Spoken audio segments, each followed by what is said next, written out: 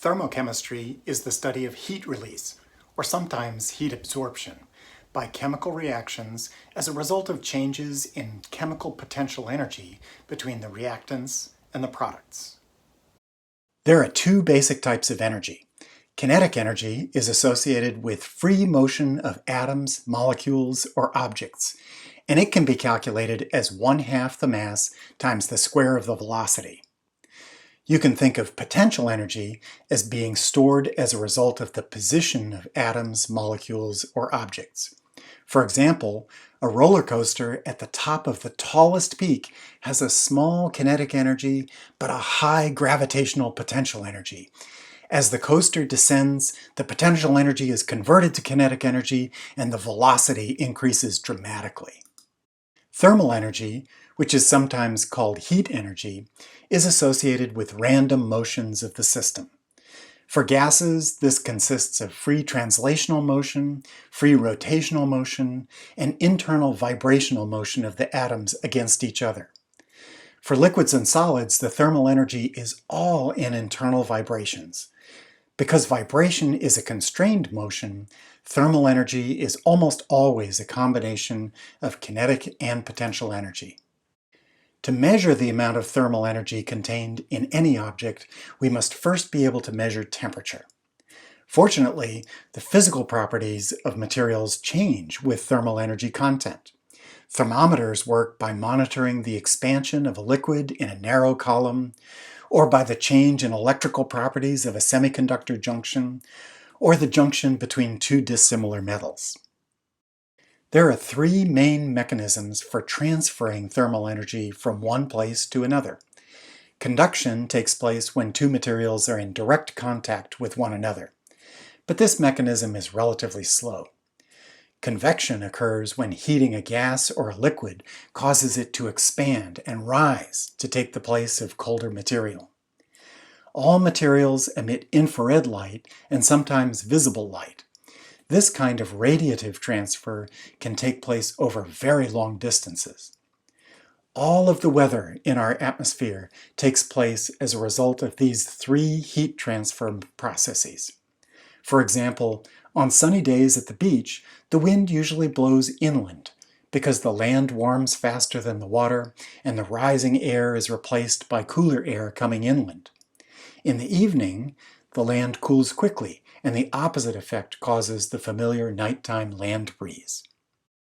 When we add heat to an object, its temperature rises, and we can measure its heat capacity by dividing the amount of heat added, Q, by the observed temperature rise, delta T. But every material has a different heat capacity. These quantities are tabulated either as specific heat capacity on a mass basis or as molar heat capacity on a mole basis.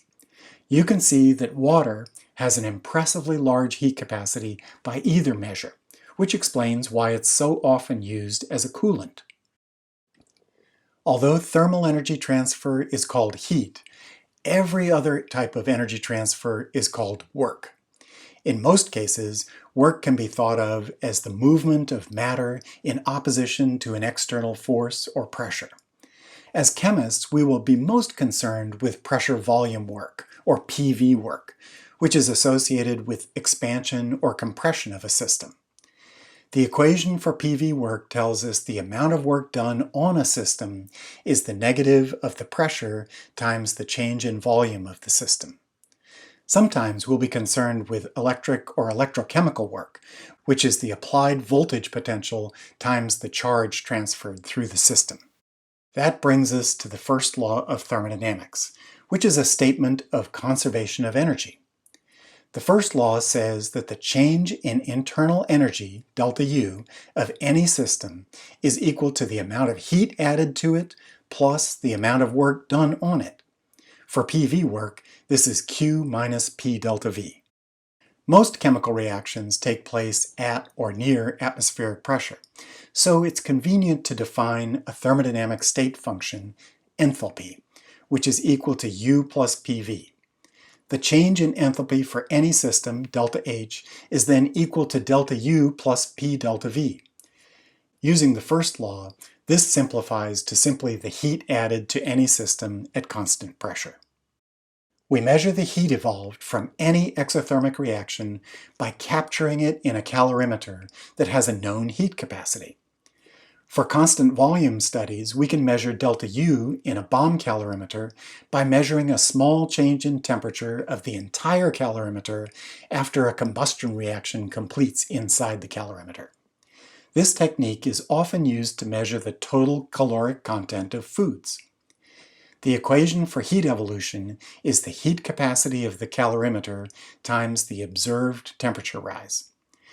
For constant pressure studies, it's common to use a differential scanning calorimeter to measure the heat released from a reaction during a programmed temperature rise. Using calorimetry and other measuring techniques, scientists have tabulated the standard enthalpies of formation of an enormous number of substances. So now we can predict the heat evolution from nearly any chemical reaction simply by subtracting the molar enthalpies of the reactants from those of the products.